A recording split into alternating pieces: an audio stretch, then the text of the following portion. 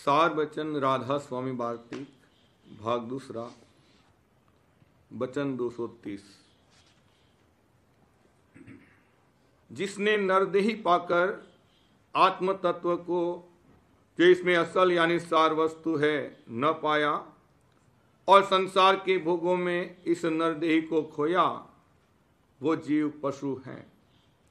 मनुष्य स्वरूप हुए तो क्या, पर काम पशु का करते हैं। सो ये बात बे सद्गुरु पूरे के प्राप्त नहीं होगी।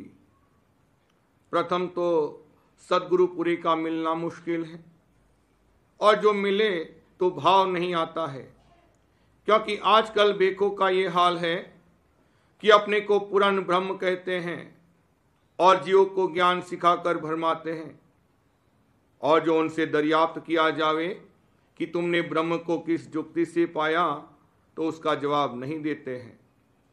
इस वास्ते उनका ब्रह्म कहना झूठा है, और उनका मार्ग भी जो विद्या और बुद्धि के विचार का है, मन के पेट का है, उससे जीव का उबार नहीं होगा। बड़भागी वही जीव हैं जिनको सद्गुरु पूरे मिल गए और निश्चय और प्रतीत अपनी बख्शी है और सेवा में लगाया है, क्योंकि जीव की ताकत नहीं है जो निश्चय ला सके या उनकी सेवा में ठहर सके। ये बात भी उनकी मेहर और दया से हासिल होगी। वचन 231। पिछले पापों का अहंकार रूपी मैल इस जीव पर चढ़ा हुआ है, इस सबब से दुख सुख पाता है। जब सद्गुरु वक्त के सन्मुख आवे तो वे अपने दया रूपी जल से मैल धोकर इस जीव को निर्मल कर लें और जो सदा सुख का स्थान है वहां पहुंचा दे। पर शर्त यह है कि ये उनके सन्मुख ठहरा रहे, और जो एक रोज को आया और एक महीने को गैर हाजिर हो गया तो सद्गुरु क्या करें। ये बात उसी से बनेगी जिसको दर्द परमार्थ का होगा, बेदर्दी का काम नहीं है। वचन 232। नास्तिक जो मालिक के होने से इनकार करते हैं सो गलती में है। मालिक इस तरह गुप्त है जैसे काठ में अग्नि, पर उनको नजर न आया, इस सबब से नास्तिक हो गए।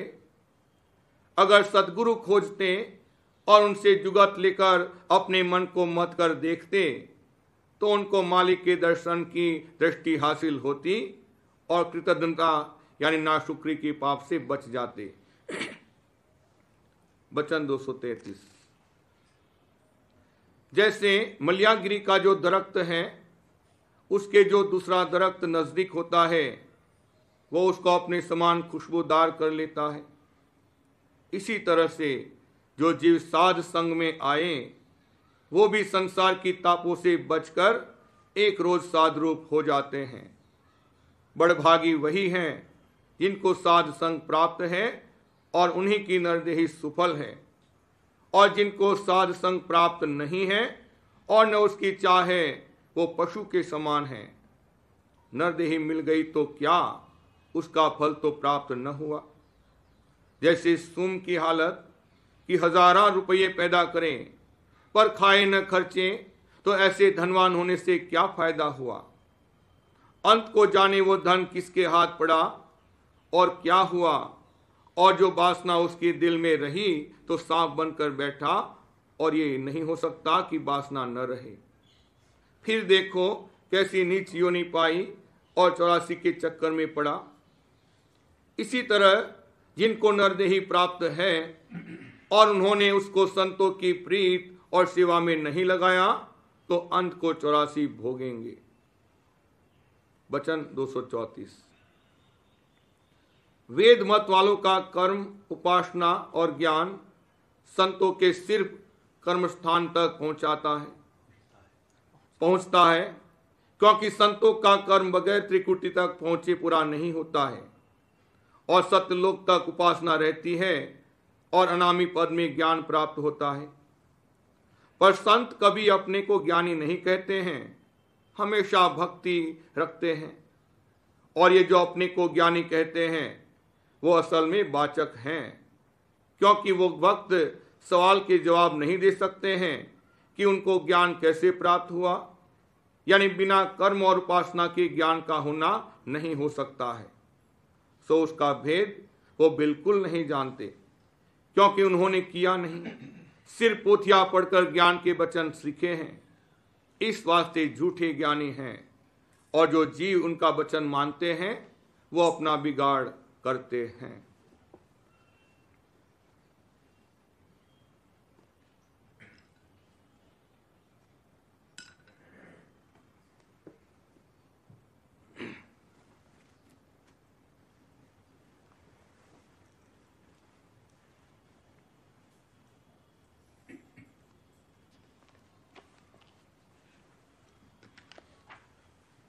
प्रेम पत्र राधा स्वामी, चौथा भाग, हित उपदेश, प्रकार 16वां।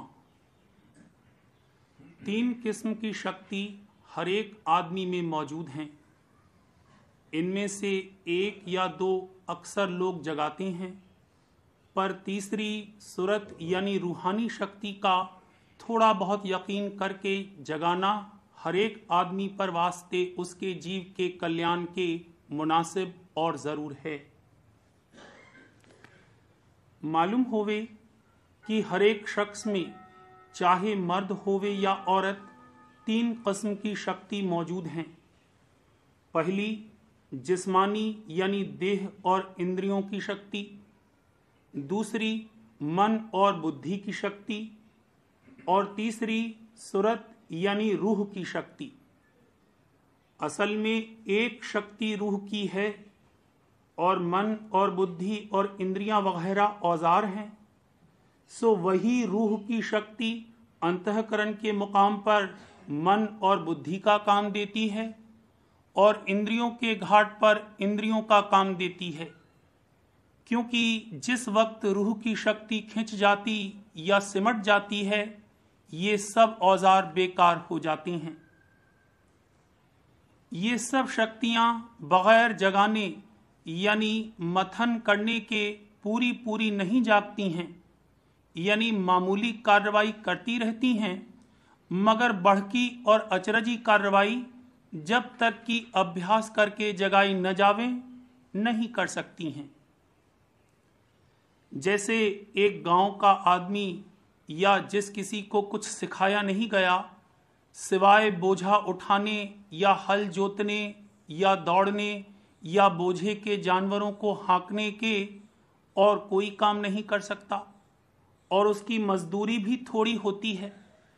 लेकिन जिसने किसी इंद्रिय की कुव्वत मश्क करके जगाई है, वो हाथ, पैर, आँख, जबान और गले से बड़े भारी और अचरजी काम कर सकता है, जैसे लिखना, पढ़ना, तस्वीर खींचना, गाना, बजाना, नाचना और अनेक तरह की नट विद्या की कार्रवाई करना, और जानवरों पर सवारी और सिपहगरी और कारीगरी वगैरह। और इन लोगों की आमदनी भी ज्यादा होती है। इसी तरह जिस किसी ने विद्या पढ़कर मन और बुद्धि की कुव्वत जगाई, वो लोग अपनी अपनी लियाकत के मुआफिक बड़े बड़े ओहदों पर राज दरबार में नौकरी पाते हैं और सैकड़ों, हजारों, लाखों और करोड़ों आदमियों पर हुक्म चलाते हैं और शहरों और मुल्कों का बंदोबस्त करते हैं और भारी भारी तनख्वाहें पाते हैं। लेकिन जिसने की विद्या नहीं पढ़ी और अपने मन और बुद्धि की ताकत नहीं जगाई, वे लोग हाथ, पैर यानी इंद्रियों की कार्रवाई के मुआफिक काम और मजदूरी पाते हैं, या जिन्होंने थोड़ी विद्या और हिसाब किताब वगैरह सीखा, वो व्यापार और सौदागरी वगैरह का काम करते हैं, पर हुकूमत और मुल्क का बंदोबस्त उनके सुपुर्द नहीं होता।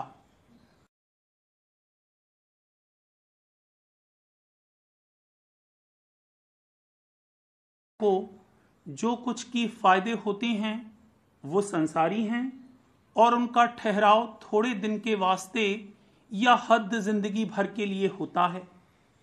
बाद छोड़ने इस देह और देश के उन फायदों में से कोई भी जीव का संगी और मददगार नहीं होता। इसी सबब से उनको तुच्छ और नाशमान कहा जाता है। लेकिन जो कोई कि अपना आइंदे और हमेशे के वास्ते फायदा चाहता है, उसको चाहिए कि अपनी रूहानी यानी सूरत की ताकत को जगाने का जतन करे। तब उसको दोनों दुनियावी और परमार्थी यानी इसी जिंदगी में और भी आइंदे को हमेशे के वास्ते भारी फायदे हासिल हो सकते हैं। सूरत यानी रूह की ताकत जगाने से मतलब यह है कि उसको अपने घट में ऊंचे देश की तरफ तरकीब के साथ चलाना और चढ़ाना, ताकि वो माया के घेर से जिसमें उतरने के वक्त गोता खा गई है उभर आवे और अपनी असली ताकत हासिल करे और कुल मालिक राधा स्वामी दयाल की जिनकी वो अंश है प्यारी और दया पात्र हो जावे। जैसे कि पहली और दूसरी शक्ति बगैर मश्क और मेहनत सीखने वाले और मदद उस्ताद के नहीं जगाई जा सकती हैं, ऐसे ही ये कार्रवाई जगाने सूरत की ताकत की भी बगैर दया और मदद संत सदगुरु या उनके सच्चे अभ्यासी प्रेमी के संग के नहीं बन सकती है। यानी जगवाने वाले को होशियारी के साथ सत्संग और सेवा सदगुरु और प्रेमी जनों की और नित्य अभ्यास उनकी जुगत सूरत शब्द मार्ग का करना जरूर है।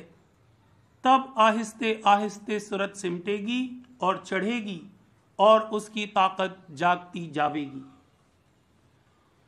जो कोई की अपनी अपनी रूह की ताकत जगवाना चाहे, उसको चाहिए कि दुनिया और उसके सामान और कुटुंब परिवार की मोहब्बत किसी कदर कम करके अपना भाव और प्यार प्रतीत के साथ कुल मालिक राधा स्वामी दयाल और संत सदगुरु के चरणों में लावे और सत्संग होशियारी के साथ करे, यानी वचनों को चित्त से सुने और विचारे और जिस कदर बन सके उनके मुआफिक करनी इख्तियार करे और उपदेश लेकर अंतरी अभ्यास यानी सुमिरन और ध्यान और भजन यानी शब्द का श्रवण थोड़ा बहुत विरह और प्रेम अंग लेकर नित्य नेम के साथ करे, तो पहले उसके मन और सूरत का सिमटाव और फिर आहिस्ते आहिस्ते चढ़ाव होता जावेगा और उसी कदर रस और आनंद भी अंतर में मिलता जावेगा। जिस कदर अभ्यास और सत्संग में रस मिलता जावेगा, उसी कदर तरक्की मन और सूरत की चढ़ाई में होती जावेगी और उसी कदर सूरत का उबार माया के घेर से होता जावेगा, यानी उसी कदर सूरत की ताकत जागती जावेगी। जिस किसी ने कि अपनी सूरत को निज जिस कदर जगाया, उसी से कुल मालिक उसी कदर राजी हुआ और बगैर उसकी चाह और मांग के उसको निहायत दर्जे की बड़ाई और शोहरत बख्शी और ज़माने में उसकी सैकड़ों और हजारों बरस तक यादगारी जारी रही। जैसे कि बड़े बड़े अवतार और भक्तजन और पैगंबरों और वलियों के हाल से जिसको सब लोग जानते हैं जाहिर है।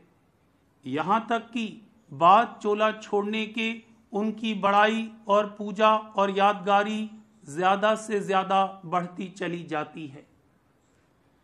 दुनिया के लोग थोड़ी सी मान बढ़ाई और शोहरत और यादगार के लिए बहुत मेहनत और खर्च करते हैं और फिर भी ये बात उनको पूरी पूरी अपनी जिंदगी में भी हासिल नहीं होती और बात चोला छोड़ने के कोई उनका नाम भी नहीं लेता और न जिक्र करता है। लेकिन जिन्होंने की मालिक के चरणों में भक्ति करके अपनी सूरत की ताकत जगाई, उनका नाम और जिक्र दूर दूर देशों में दिन दिन ज्यादा फैलता जाता है और मालिक अपनी दया से इस कदर बड़ाई उनको देता है कि जो कहने में नहीं आ सकती। इस वास्ते कुल जीवों को चाहिए कि वास्ते अपने जीव के कल्याण के जरूर थोड़ा बहुत अभ्यास सूरत के समेटने और चढ़ाने का मुआफिक कायदे राधा स्वामी मत के नेम से करें, तो जो ये काम उनसे थोड़े से थोड़ा भी बन पड़ेगा तो 3 या 4 जन्म में उनका सच्चा और पूरा उद्धार हो जाएगा। यानी देह और दुनिया और उसके दुख सुख और भी जन्म मरण के चक्कर से छूटकर एक दिन दयाल देश में बासा पावेंगे और अमर और परम आनंद को प्राप्त होवेंगे। जो कोई गहरे प्रेम और उमंग के साथ ये कार्रवाई करेगा और सच्चे मालिक के दर्शनों की तड़प और बेकली और उमंग उसके हृदय में विशेष होगी, तो संत सदगुरु की दया से वो अपना काम बहुत जल्द बना लेवेगा और कुल मालिक राधा स्वामी दयाल उसको वो दर्जा यानी संत गति बख्शेंगे कि जो अवतारों और पैगंबरों और वलियों के दर्जे से बहुत ज़्यादा और ऊंची है। और जिसको ये गति हासिल होगी वो सत्य पुरुष राधा स्वामी दयाल की मौज से लाखों और करोड़ों जीवों का उद्धार कर सकेगा। जिन लोगों से ये कार्रवाई यानी सूरत की ताकत के जगाने की बिल्कुल नहीं बन पड़ेगी और वे अपनी उम्र और जिंदगी सिर्फ संसार के भोग विलास में खर्च करेंगे, तो वे 84 के चक्कर में पड़े रहेंगे, यानी बारंबार जन्मेंगे और मरेंगे और नीच ऊंच देशों और जोनों में दुख सुख भोगते रहेंगे और कोई उनका उस दुख में सहाई नहीं होगा।